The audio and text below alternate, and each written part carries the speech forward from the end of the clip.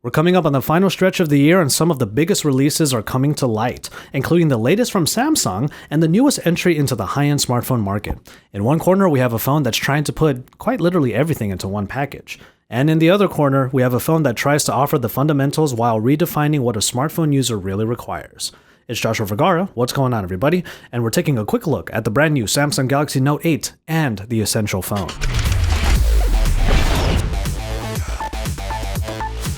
Just a couple of years ago, you would be hard-pressed to find large screens in devices that are kind of artfully compact. The Galaxy Note 8 brings its AMOLED display that is about as large as the Galaxy S8 Plus, over 6 inches with curved sides and nearly non-existent bezels, dubbed the Infinity Display. The screen comes with a ton of different features, including the Edge UX, where you can have a bunch of panels that give you a lot of different capabilities, and there's always the always-on display. Thanks to its AMOLED nature, parts of the display can be used to always show you some information and to clearly show you your notifications. A lot of this is not the case with the Essential phone, whose screen is still pretty large at 5.7 inches, but its body overall is a little bit more compact. It also has an IPS display at Quad HD resolution with a 19:10 aspect ratio. The display gets a little bit cut by the centered front-facing camera. A small area dips down from the top and actually adds a break in the display. All the elements still stretch up to the very top though, and the mixture of the two make for a very unique-looking device. The screens dictate the sizes of these phones, but it's the Note 8 that manages to still be decent despite its larger size. But overall, we have to give the handling to the Essential, just because it's a little bit smaller, and also, it has the flat sides that make it very easy to grip.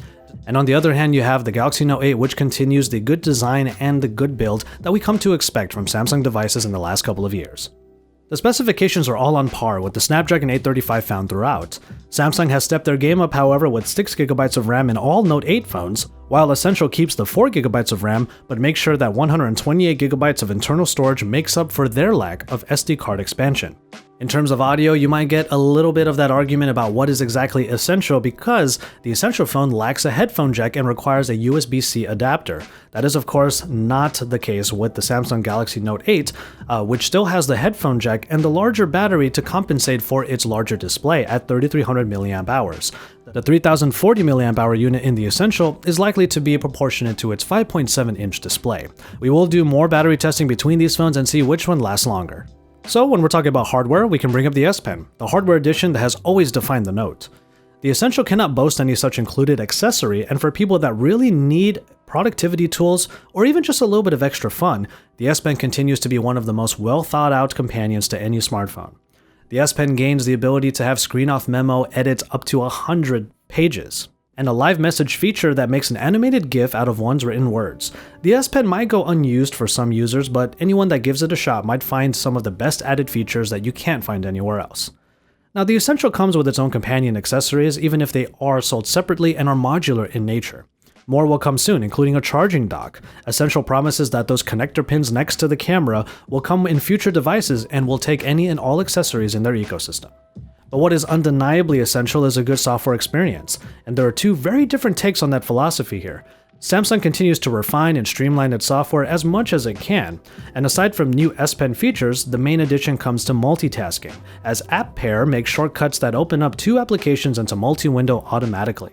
This is great for multitaskers, but the general software experience is still as streamlined as it has ever been, but it still suffers from the redundancies of having Google and Samsung equivalent applications in one device. Which is not the case with the Essential phone, as it is basically Android at its purest, with very few applications added on top of what is already included in the stock build. That means there isn't too much to actually talk about here, but it is one of the most reliable and smoothest experiences we've had regarding Android in recent phones.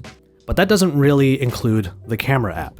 Before we get to the big story here, Samsung going dual camera, we see Essential make good on its promise to bring dual lenses to their phone. It's a combo of RGB and monochrome sensors, and it's something that we've seen in other phones, mainly by Huawei. It comes to the Essential to hopefully bring easy and high quality photography.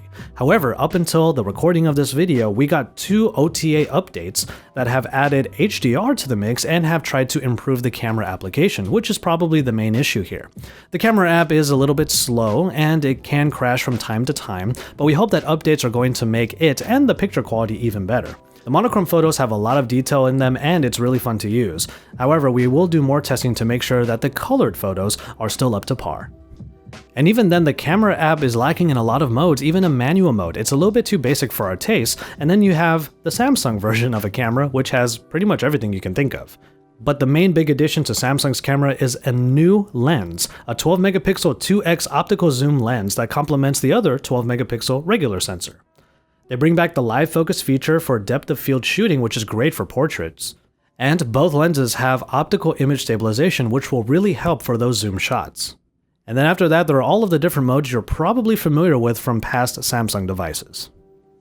Overall, Samsung finally finds itself among the rest of the dual cameras in the Android space, so we will be testing the zoom capabilities and report back our results in our full reviews. The Essential is on pre-order now for the price of $699, either unlocked or via Sprint, while the Galaxy Note 8 will go on pre-order on August 28th with shipment starting on September 15th. And so there you have it, a look at the differences between the Samsung Galaxy Note 8 and the Essential phone. There are two fundamentally different philosophies at play here, with Samsung still continuing to provide a stacked but overall reliable experience in their phones, and the Essential trying to give users the best possible experience with what they deem essential. The Note 8 might end up having the dreaded Galaxy syndrome, where features go unused after day one, and the Essential needs more work on mainly its camera to be considered worthy by serious smartphone shutterbugs. There's always going to be a caveat or a misstep with either phone, but we will continue to explore them in our full reviews coming soon. Keep it tuned to Android Authority for that and even more on both the Essential phone and the Samsung Galaxy Note 8. Subscribe to the channel if you haven't already to keep up with all of that, and then stick around and head on over to AndroidAuthority.com for even more, because we are your source for all things Android.